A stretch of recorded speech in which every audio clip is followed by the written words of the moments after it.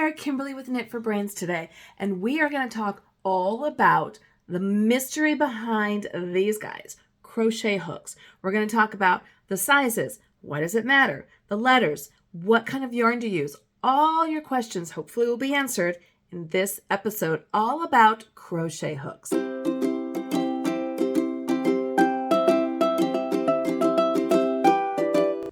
So in this segment, I want to talk about why do crochet hooks have letters and numbers, what's the science behind it, and how to read your yarn labels based on your project.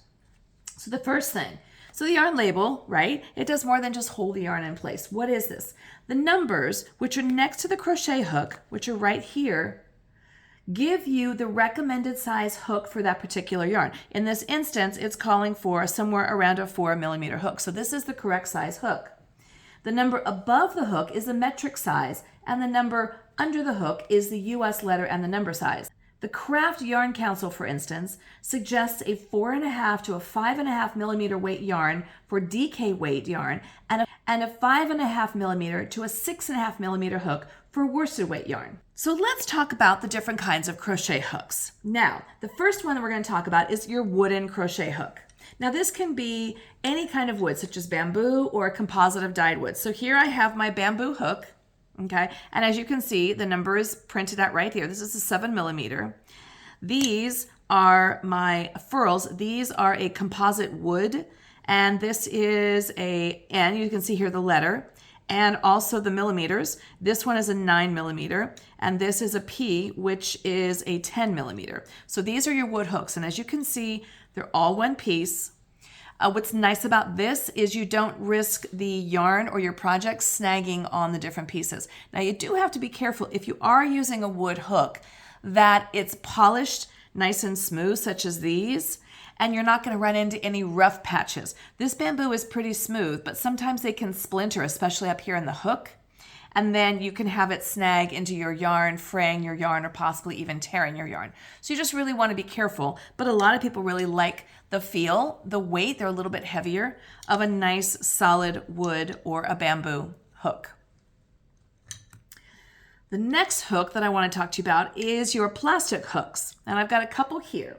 So a plastic hook, they're often made in brightly colored plastics, as you can see, such as this, right? So each color is represented by representing a different size.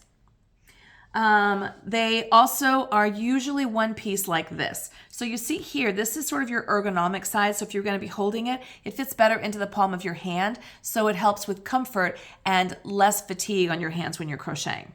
This here is a furls. This is an H 5mm hook. It says right here. So it goes with the US and the European. And then this one here is a J hook with a 6mm size.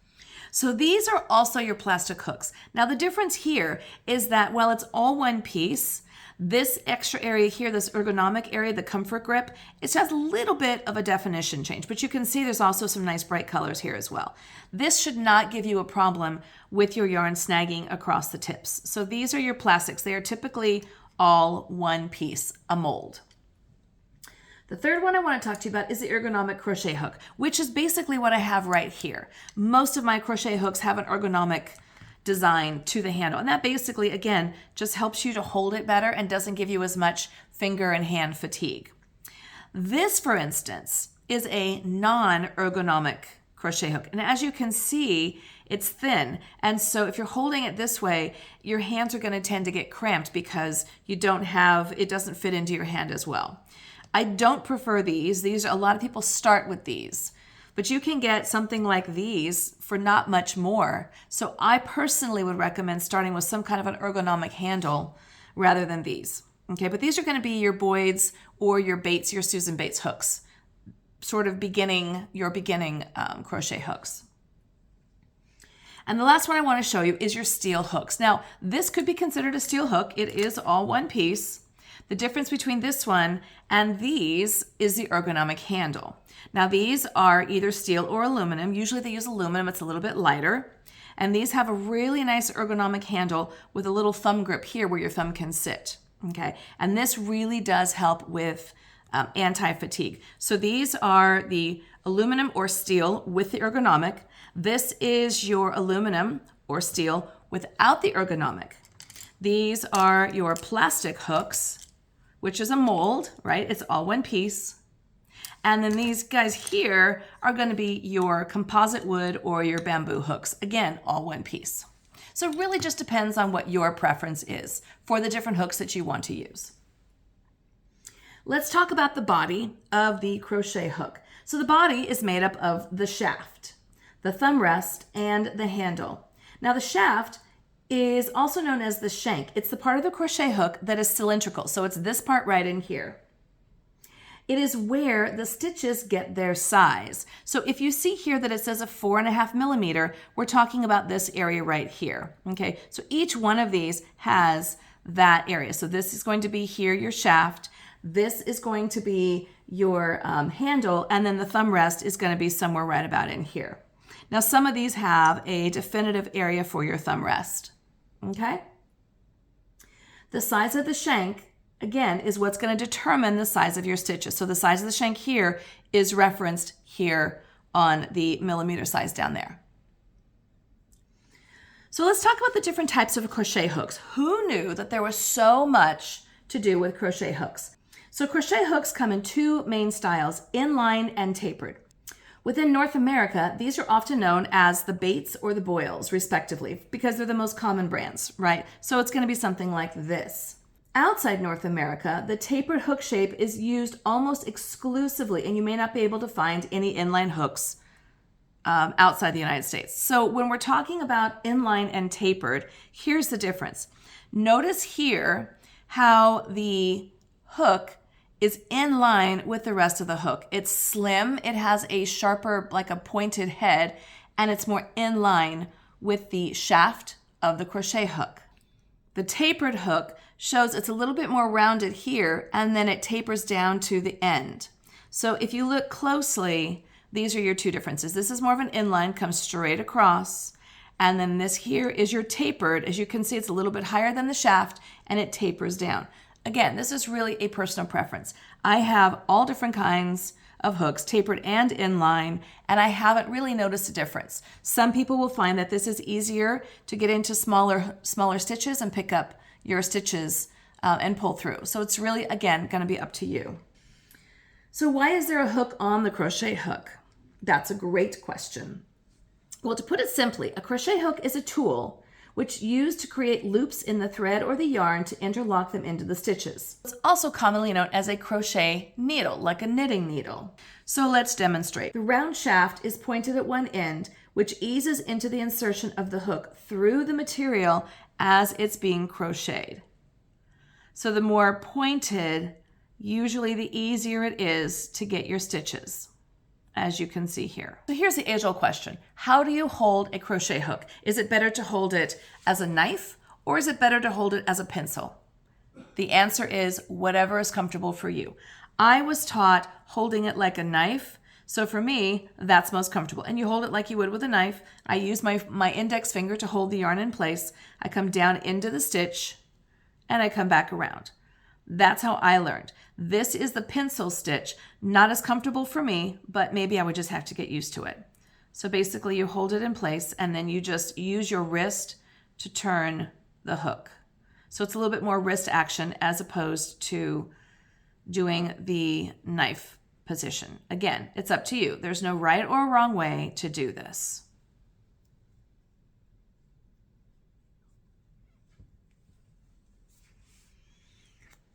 So what do you do when you use a crochet hook that is either bigger or smaller than is indicated, recommended on the yarn, or that is recommended in your pattern? Well, that's pretty simple. The smaller the hook you use, the smaller your pattern is going to be, like this. The larger hook you use, the larger your end product is going to be, like this.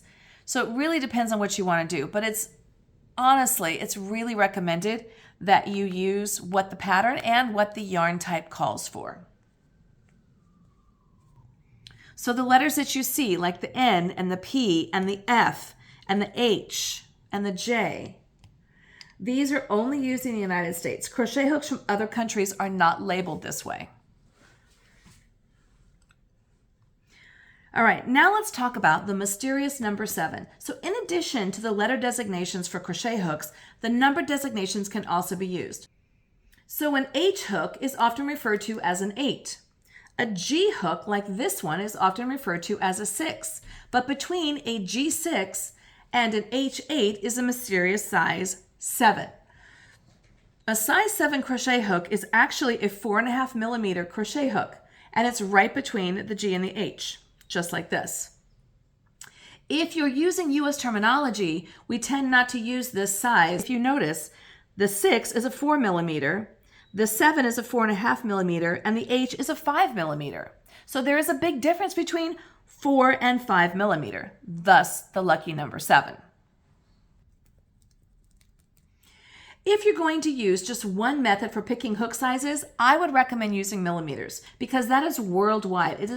This is especially helpful size because many companies will use the same letter designations for different sizes. So if you're going by the millimeters, it's more specific.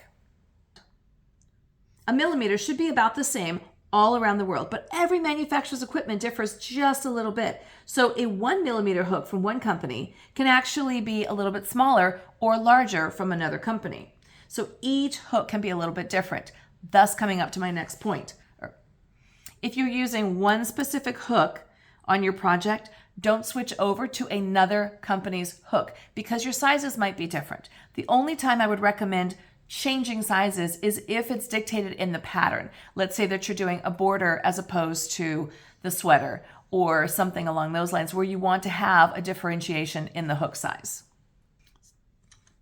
So, confusing enough for you? I hope not. I hope this has helped. One thing that I did find very confusing, I was working on a pattern and the pattern called for a 7 millimeter hook. I knew I had plenty of 7s, but a number 7 hook is actually 4.5 millimeters. I needed a 7 millimeter hook, which is a big difference if you look at the shaft of these two. These can be hard to find. Oftentimes you'll find some of these in a set together that looks something like this, where all these hooks fit together.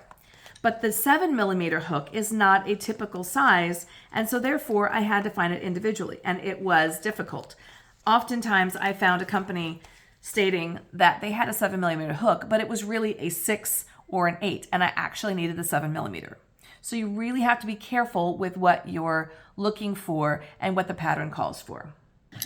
All right, well, that's it for today's episode of Knit for Brains with Kimberly. I hope this has helped ease up some of the confusion and not giving you more confusion about figuring out your hook size when you are crocheting. A lot of information out there. If you've done something like this, if you've got information or input, please comment below and let me know what you think. I'd love to hear it. Thanks so much again for watching. This is Kimberly with Knit for Brains, and don't forget to like and subscribe. We'll be back with more.